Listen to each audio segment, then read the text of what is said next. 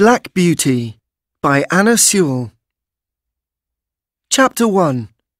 My Early Years.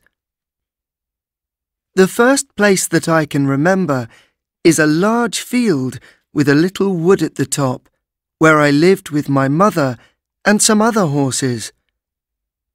A small river ran along the bottom of the field.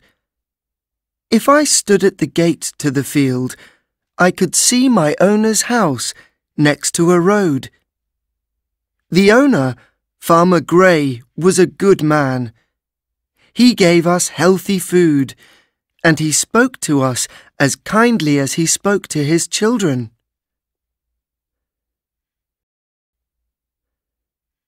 There were other young horses in the field with me, but I was the youngest. I used to run with them and have great fun. We used to have races, and when the biggest horses got too excited, they kicked and bit the horses next to them. One day, when my mother saw what was happening, she called me over to her. "Listen to me. The horses in this field are all good horses, but they are not all like us. I don't think you have ever seen me bite or kick anyone. I hope that you'll grow up to be gentle and good. Never bite or kick, even when you are just playing a game." I have never forgotten my mother's advice. I grew into a tall, strong horse with a black coat, with one white foot and a white star on my head. I soon learned how to pull a carriage. Sometimes I pulled the carriage with my mother, and she helped me to learn what to do. "The harder you work, the kinder people will be to you," my mother explained one day. "I hope you find a good owner. However, there are many kinds of men. Some are as good as our owner, but some are bad.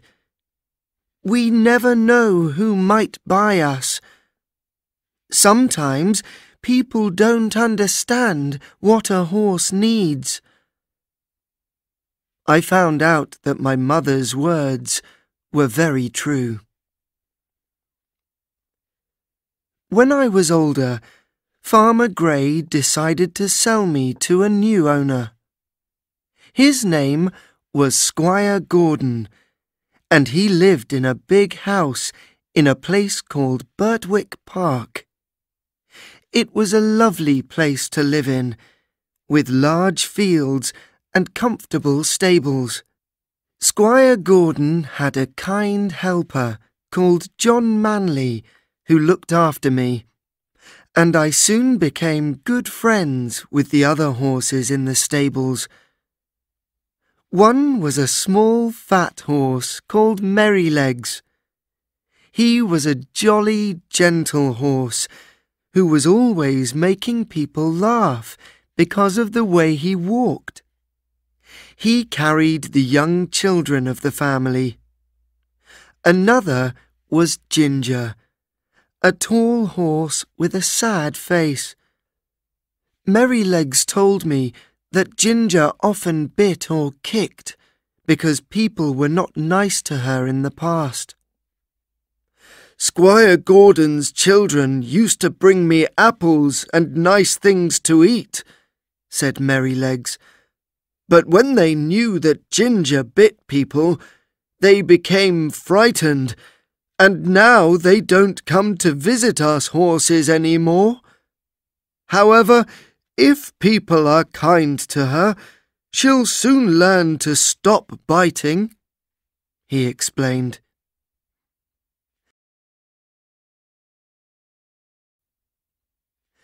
The next day, Squire Gordon took me out around Birtwick Park. "How is your new horse?" asked his wife when we returned. "He is a perfect horse," he said. "What shall we call him?" "He is very handsome," his wife said. "Why don't we call him Black Beauty?" "Yes, I like that," said Squire Gordon. And that is how I got my name.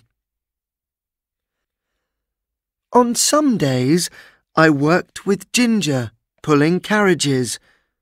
Although Merrylegs said that Ginger was sometimes bad-tempered, I found that she was thoughtful. She always worked hard, so that I didn't have to pull the carriage any more than she did. We soon became good friends. One day, when I was working with Ginger, she told me about the people she worked with in the past. None of them was kind, and some of them were often cruel. She decided that she did not like people and did not want to do what they asked her to. The problem was that some people hit her hard when she refused to do what they wanted. That was when she started to kick and bite people. Then they wanted to sell her, and finally she arrived at Squire Gordon's. However, as time passed, Ginger understood that John and Squire Gordon were different from her other owners. They were always kind and gentle with their horses, and she was happy to do what they asked, most of the time. Then one day, she saw something that showed her that some people could be good. Squire Gordon was riding her when they passed a man who worked for Squire Gordon. The man was angry with his horse and hit it hard to make it go faster. Squire Gordon did not like this. "I've never seen a man who was so unkind to a horse," he cried. "No horse will do what you want by hurting it. The people who work for me must understand that a horse is not a machine." Ginger now began to respect Squire Gordon. After this, she decided she would not bite or kick people any more. "She'll be as good as Black Beauty soon," said John. "All she needed was for people to be kind to her." One day, I was surprised when John brought Merrylegs back to the stable and said, "Don't do that again, Merrylegs, or you'll be in trouble." "What did you do?" I asked him. I was very surprised, because Merrylegs always behaved so well. "Oh, I didn't do much," said Merrylegs. "I wanted to give the boys a lesson, so I threw them on the ground." "What?" I said, very surprised.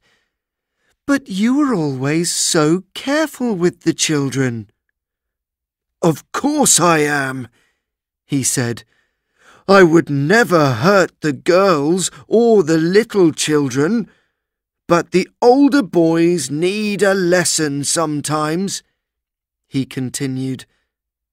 "They think that a horse is like a machine, which can continue for hours without a rest. They never think that I can feel tired. So I stopped.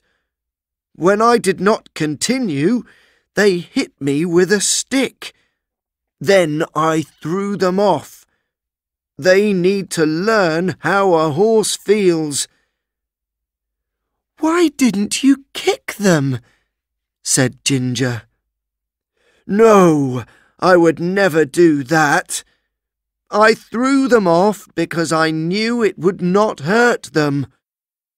If I kicked the children, I would be sold to some unkind person who would hit me all the time. We must always remember what a good place we live in.